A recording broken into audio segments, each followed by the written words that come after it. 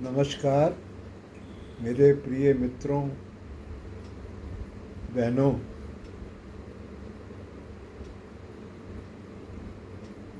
मैंने कभी पहले अपने पिछले एपिसोड्स में तामसिक और सात्विक अहंकार का जिक्र किया है, लेकिन पूरे प्रकार से उसका विश्लेषण नहीं कर पाया मैं। आज इस एपिसोड में मैं इसके बारे में बात करूंगा, क्योंकि हमारा विश्व जो है इस अहंकार में बहुत फंसा हुआ है। और सबसे दयनीय अवस्था तो उनकी होती है जो सात्विक अहंकार में फंसते हैं।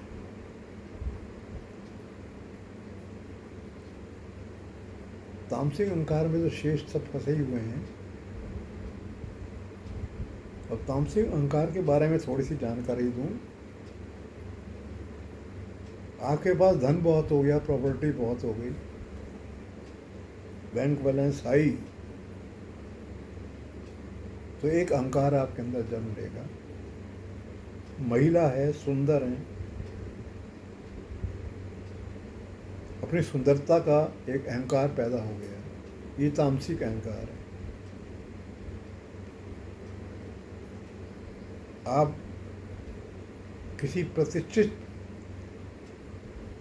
पद पर हैं, प्रतिष्ठावान स्थिति में हैं, यहाँ पे भी आपको अहंकार पैदा हो गया, ये तामसिक अहंकार है।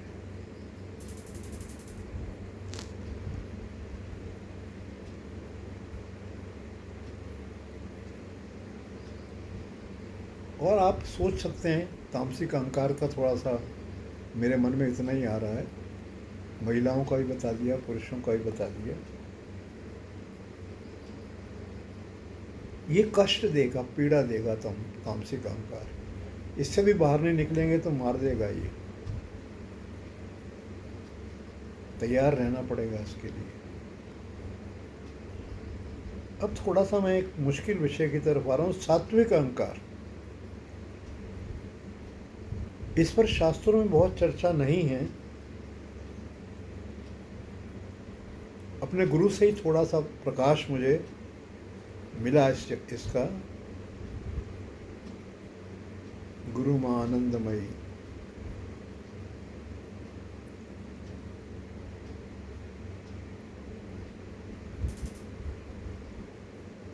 सात्विक अहंकार का अर्थ है कि आपने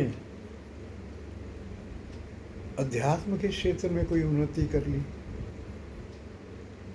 आपने तपस्या करके कोई सिद्धियां प्राप्त कर ली, संत रूप में आप विख्यात हो गए, कोई बड़ी व्यासपीठ के नाम से आपका नाम जाना गया।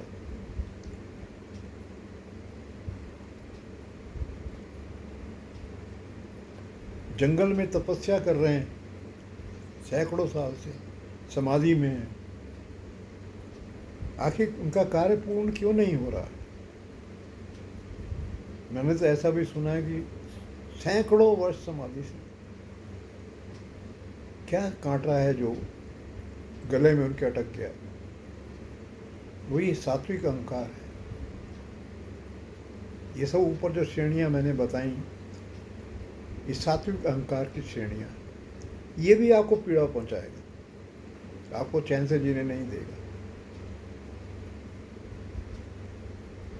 तामसिक अहंकार से निकलना सरल है, सात्विक अहंकार से निकलना बहुत मुश्किल है। ये सरल कार्य नहीं है। जो सात्विक अहंकार में फंसे हुए लोग हैं, तपस्वी खासकर, अध्यात्म में उन्नति पाए हुए लोग, तब इनके सामने दो नाम लेता हूँ जहाँ पे इन्हें उनको पढ़ना होगा। एक नाम लूँगा मैं जे कृष्णमूर्ति, जिद्दू कृष्णमूर्ति, और दूसरा गौतम बुद्ध। ये दो नाम ही मेरे मस्तिष्क में आते हैं, श्रेष्ठ नाम। अब आपको इनको पढ़ना पड़ेगा, जे कृष्णमूर्ति को।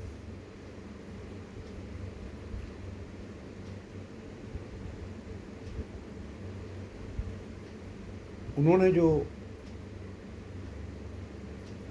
व्याख्याएं की बहुत शेष व्याख्याएं हैं।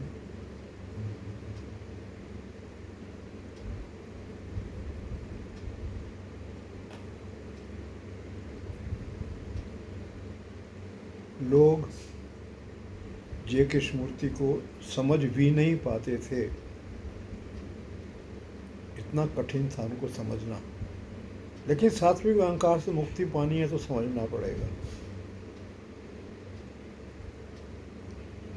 अति श्रेष्ठ अवस्था में वो लोग, ईश्वर के समान ही अवस्था मान लो उनकी भी, ईश्वर से कम नहीं। उन्होंने ईश्वर की बात नहीं करी ज़्यादा, उन्होंने सिद्धियों की बात नहीं करी, तपस्याओं की बात नहीं करी। उन्होंने जीवन जो जी रहे हैं उसकी क्या अवस्था होनी चाहिए उसका वर्णन है। जैसे उनके कुछ विशेष शब्द थे, चॉइसलेस अवेयरनेस, वही जिसको मैंने सुंदर असुंदर में भेद नहीं होना चाहिए, ये चॉइसलेस अवेयरनेस है।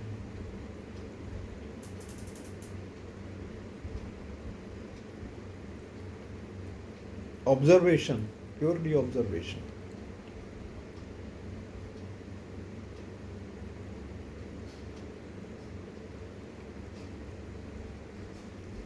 कोई प्रैक्टिस की तरफ ध्यान नहीं, प्रैक्टिस नहीं कराई उन्होंने, किसी भी तरह की प्रैक्टिस नहीं कराई।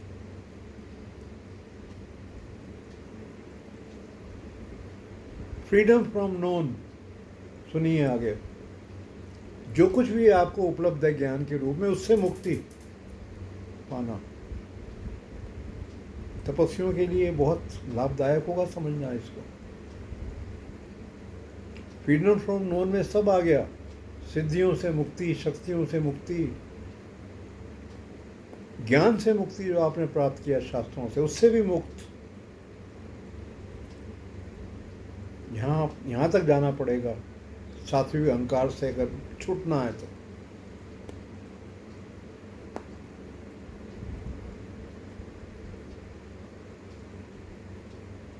ये आपकी वो अवस्था है जिसको आप अनंत कह सकते हैं।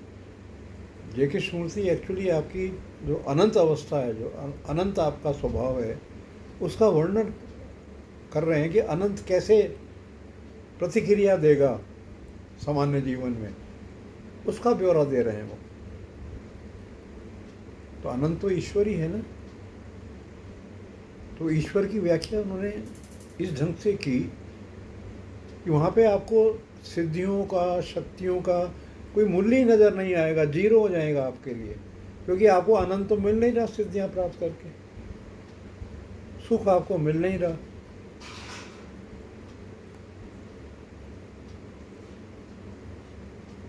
तामसिक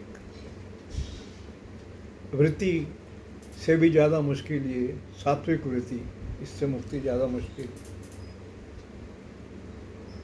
बुद्धा को भी पढ़ सकते हैं, उन्होंने भी ईश्वर और आत्मा और शास्त्रों ज्ञान की बात नहीं करी उन्होंने जीवन में।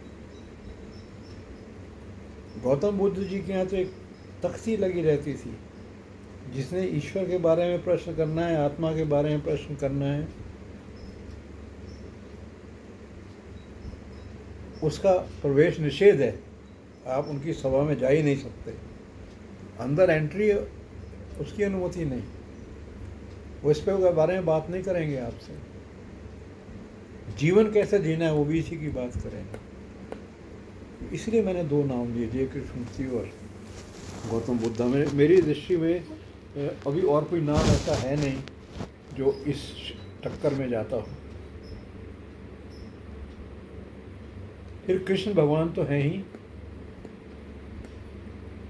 कृष्ण भगवान ने तो सबको लिया साथ। उन्होंने ये वाला जय कृष्णमूर्ति का ज्ञान भी समझाया और एक भक्त को भक्ति का ज्ञान भी दिया, कृपा की, करुणा की।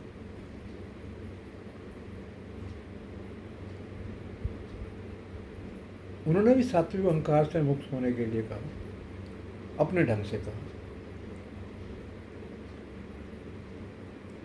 लेकिन इन लोगों ने, जे कृष्णमूर्ति और गौतम बुद्धा, इनका तो प्रतिदिन का जो है बातचीत इसी से भरी हुई है। एक बार कृष्णमूर्ति से किसी ने प्रश्न किया कि ये सिद्धियां क्या होती हैं, तो उन्होंने उत्तर दिया, मैं सूर्य का प्रकाश समझा रहा हूँ आपको और आप कैंडल की लाइट के बारे में प्रश्न पूछ रहे हैं। ये कीमत थी सिद्धियों की उनकी दृष्टि में।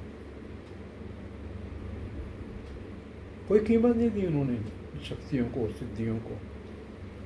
नहीं है ये जीवन का पार्ट। अगर सिद्धि आपके पास है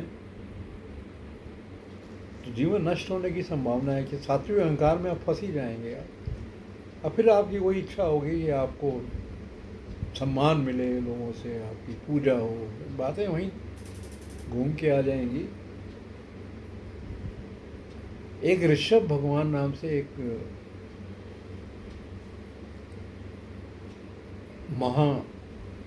महान आत्मा, ईश्वरी कहते थे उनको भी, ऋषभ भगवान का जन्म हुआ। ऐसा कथा में पढ़ा है मैंने, अच्छा लगा मेरे को, इसलिए मैं बोल रहा हूँ। उनके पास सिद्धियां आई सारी अपने आप।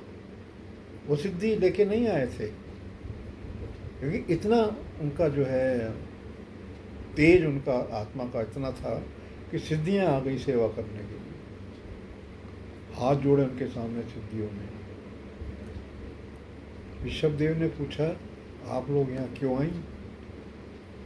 उन्होंने कहा, महाराज आपकी सेवा करने के लिए आई। मेरी सेवा करोगे तुम लोग तो मन की संतान हो ना। ऋषभदेव ने तो मन की संतान कह दिया सिद्धियों को। आप स्वयं सोचिए सिद्धियां कैसे आपको आनंद प्राप्त करा देंगी। वो तो मन की संतान है। भाग जाओ यहाँ से, दोबारा कभी यहाँ मत आना सामने। निकाल दिया बाहर, जाओ। तुम लोग तो मन से जुड़े हुए लोग हो। सिद्धियों को मन की संतान कह दिया। और मन के बारे में काफ़ी चर्चा पहले हो चुकी है, अंधकार। तो क्या उस रूप में हम सिद्धियों को अंधकार का ही रूप कहें? तो अंधकार तो फिर अहंकार देगा ही।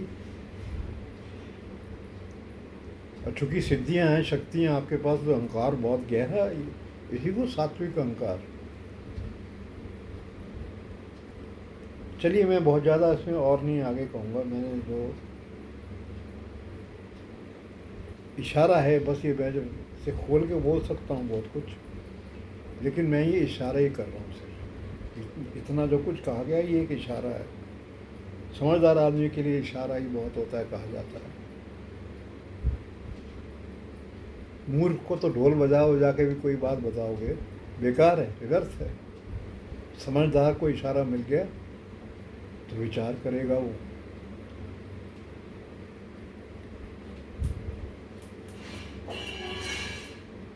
समझदार आदमी फिर दौलत के पीछे भागना छोड़ देगा जब समझ जाएगा ये तो कष्ट ही देने वाली है आखिर में। आखिर में नहीं, बीच में भी कष्ट देती है ये। बीच के समय से कष्ट शुरू हो जाते हैं, लेकिन मोह इतना है अपनी विशाल दौलत से, साहस नहीं कर पाते छोड़ने का। और जिन्होंने किया, ऐसे लोग भी हैं विश्व में, नाम नहीं लूंगा मैं उनका, जो जीते जी समझे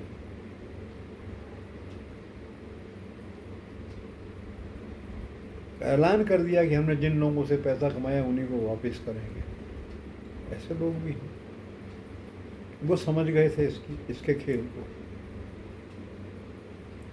हमारे और जो धनाग्र धनपति हैं, ईश्वर करे वो भी समझें। आज आराम महसूस हो रहा है, कल कांटे चुभेंगे, इसकी तैयारी भी रखें। तो चलो, मैं अपनी बात को यहीं पे समाप्त करता हूँ। धन्यवाद। जय राधा कृष्ण, जय माँ आनंदमयी।